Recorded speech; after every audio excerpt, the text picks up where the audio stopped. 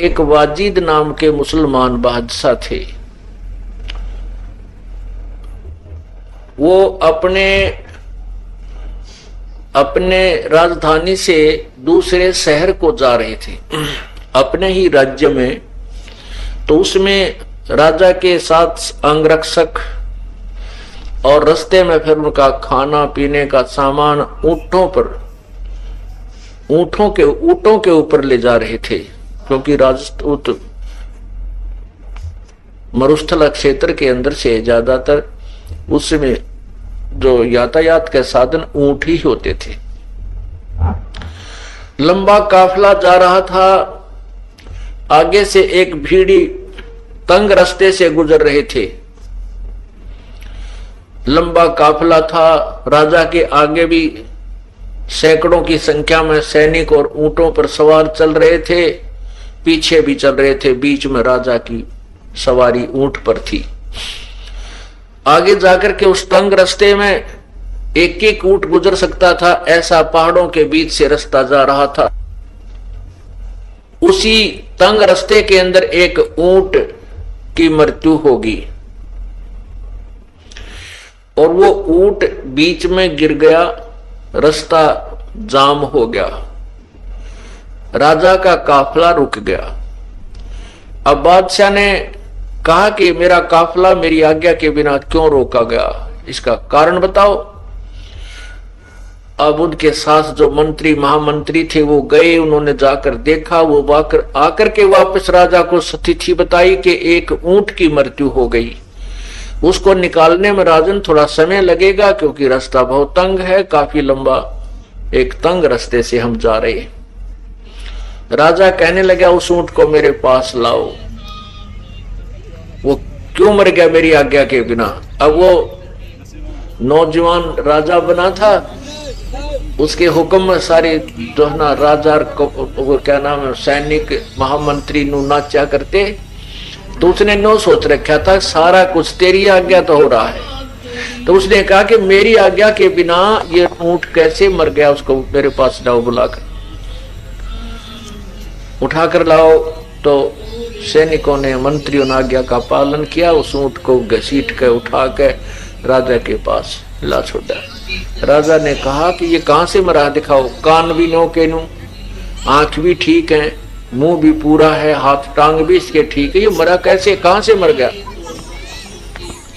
तब उनको समझाया विद्वान पुरुषों ने कि राजन, जब तक इस प्राणी के श्वास हैं तभी तक ये शरीर में रहता है, चाहे राजा है, चाहे रंक है, मनुष्य या कोई अन्य पशु पक्षी है। इसके श्वास इतने ही थे, इसका जीवन इतना ही था ऊंट का, अब आगे इसका जीवन नहीं था, परमात्मा ने इसके प्राण ले लिए। तो वाजिद ने कहा कि क्या हम भी मरेंगे।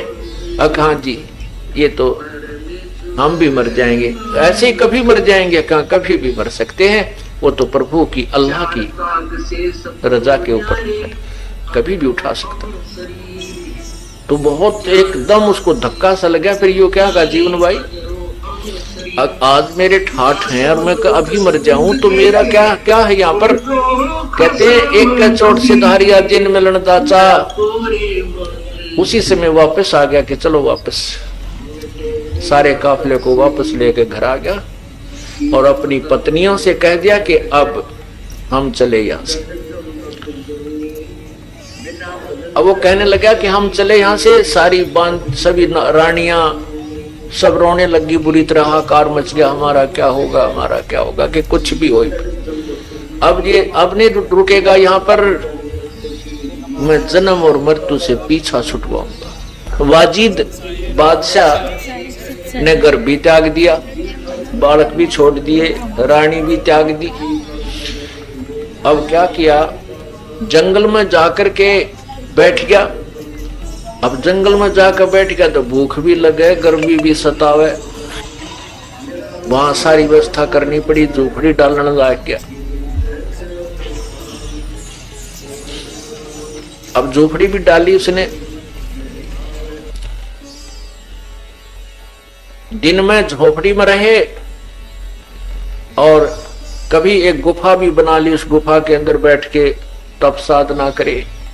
पुण्यात्माओं, जब तक इस जीव को सत साधना नहीं मिलती तब तक ये प्राणी ऐसे ही भ्रमित रहता है। जैसे आपने धन्ना भक्त के बारे में सुना है, तो धन्ना भगत जी को जो परमात्मा मिले, उनको तत्व ज्ञान समझाया, उससे पूर्व धन्ना भगत जी के पूर्व संस्कारों से, पिछले जन्म की भक्ति के कारण और तड़फ के कारण उसने कंकर बो दी थी बीज के स्थान पर, ज्वार के स्थान पर, क्योंकि बीज को उन्होंने एक भूखे साधुओं को खिला दिया था। और परमात्मा ने उस कंकर के स्थान पर उनके खेत में तुम्बे, बड़े बड़े तुम्बे होते हैं, जैसे वो तुंबों की बेल उगा दी, तुंबों के अंदर परिपक्व ज्वार, हर एक तुम्बे में एक बहुत बड़ा, तुम्बे इतने भारे भारे होते हैं जैसे आपने ये पेठा देखा हो, इस तरह के तुम्बे होते हैं, अंदर से बहुत खोखले होते हैं वो।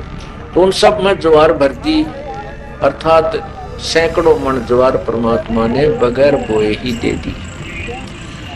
उसके बाद परमात्मा मिले, उनको तत्व ज्ञान समझाया धन्ना भगत ने। फिर उसके बाद उस तत्व ज्ञान के आधार से कुछ साधनाएं की। तो उसमें धन्ना भगत उस वाजिद जी के पास चले गए,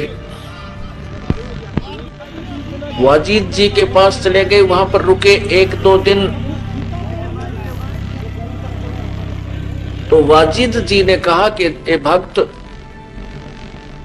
आप भक्ति नहीं करते, आप काहे के भक्त हो, आप साधना कुछ भी नहीं कर रहे हो।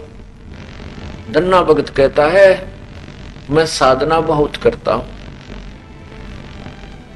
कि नहीं, तू झूठ बोलता है, तू धोखा दे रहा अपने आप को, तू भक्ति नहीं कर रहा है।